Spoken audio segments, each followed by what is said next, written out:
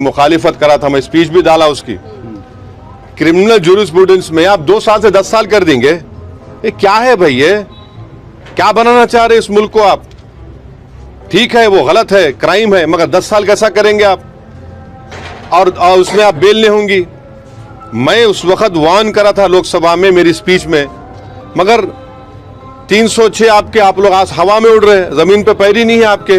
अब जब पूरे ट्रक ड्राइवर्स निकल गए और पूरा शहर जाम हो गए, शहरा जाम हो गए, रोड पे पेट्रोल नहीं, डीजल नहीं, तो जब इनको ख्याल आया क्यों प्राइम मिनिस्टर मोदी और अमित शाह आवाम रोड पे निकले डरते हैं लोग।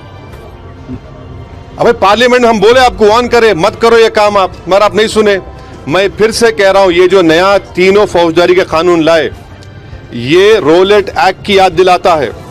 मैं फिर से कह रहा हूं, अगर आज महात्मा गांधी और भगत सिंह रहते तो बोलते ये तो रोलेट एक्ट है, ये इससे बहुत नुकसानात होने जाएंगे, बहुत से परेशानी होने जाएंगे। अब देखना इसका गलत इस्तेमाल होगा बहुत। अरे मैं तैयार हूं मरने के लिए, तुम मारोगे क्या? बोलो, कहां मारोगे बताओ? अरे तुम कहां मारोगे? तुम्हारी गोलियां खत्म हो जाएंगी, मैं जिंदा रहूंगा। सर मुझे पुलिस ने पीटा सर, 1999 22 दिसंबर को मेरे सर पर 20 टाके लगे, पीठ से लेकर पैर तक मारा गया। आपको मालूम सर क्या हुआ? उन्होंने उन दोनों पुलिस वालों को जिन्होंने मुझे मारा था उनको आईपीएस कन्फर कर दिया। सबसे ज्यादा अंडर ट्रायल अगर कोई है जेलों में तो मुसलमान, दलित, आदिवासी हैं। अरे आप ये पुलिस में जब जाते हैं तो पुलिस इतनी खातिर तवाज़ो करती है कि तलवों से लेकर जिस्म तक। 3 फौजदारी नए कवानीन पर बोलने का मुझे मौका दिया है। सर मैं शुरुआत में इस शेर से आगाज करता हूं अपनी बात का कि हमको शाहों की अदालत से तवक्को तो नहीं, आप कहते हैं तो जंजीर हिला देते हैं। सर ये 3 फौजदारी के कवानीन खुद मुजरिमाना है। ये जुर्म की रोकथाम से ज्यादा हुकूमतों के जराइम को कानूनी शक्ल देने के लिए बनाए जा रहे हैं। अब तरफे तमाशा यह है सर कि पिछले सेशन में मोदी हुकूमत ने जन विश्वास बिल 2023 को, जिसमें 183 प्रोविजंस और 43 कवानीन थे इम्प्रिजनमेंट के, उसको निकालकर फाइन में तब्दील कर दिया।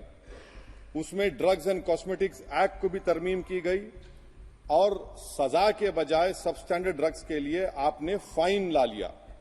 तो मैं ये बोलना चाहूंगा सर कि सबस्टैंडर्ड ड्रग्स के मैन्युफैक्चर के लिए आपने जेल के बजाय फाइन उसमें तब्दील कर दिया तरमीम करके। तो ये जरूरी है बोलना इस ऐवान में कि जन विश्वास के नाम पर आपने इस सबस्टैंडर्ड ड्रग्स से आवाम को खतरे में डाल दिया। अब आप डीक्रिमिनलाइजेशन की बात करते हैं, जहां पर कंपनीज को सजा देना था वहां पर आपने नहीं किया, फाइन में तब्दील कर दिया। और जो कवानीन नॉन वायलेंट क्राइम्स हैं, सेडेशन, डेफेमेशन, उसको आपने इस नए क्रिमिनल लॉ में ला लिया। तो सर ये बात साफ हो गई कि जन के लिए अविश्वास, धंधे के लिए विश्वास, ये इस हुकूमत का नया मंत्रा है। और लाइटर वेन में अगर मैं कहूं तो जॉन अलिया ने कहा था कि जुर्म में हम कमी करें भी तो क्यों, तुम सजा भी तो कम नहीं करते। सर आज सच्चाई इस देश में यह है कि सूट पहनने वाला क्राइम से जुर्म से बच जाता है, जेल से बच जाता है। एक खाकी पहनने वाला किसी को करीब से गोली मार सकता है, हथकड़ी पहने हुए मुजरिम को, उसको कुछ नहीं, जवाबदेही नहीं है। सच्चाई हमारे मुल्क में यह है कि इस ऐवान में जिन पर टेररिज्म का चार्ज है वो इस कानून पर वोट डालेंगे कि टेररिज्म क्या है, नहीं है। सर मुझे ये कहने की इजाजत दीजिए कि अगर आज भगत सिंह को और मोहनदास करमचंद गांधी को ये 3 कवानीन बनाए जाते तो भगत सिंह और मोहनदास करमचंद गांधी कहते कि रोलेट एक्ट है, ये 3 कवानीन रोलेट एक्ट है। अब हुकूमत को बताना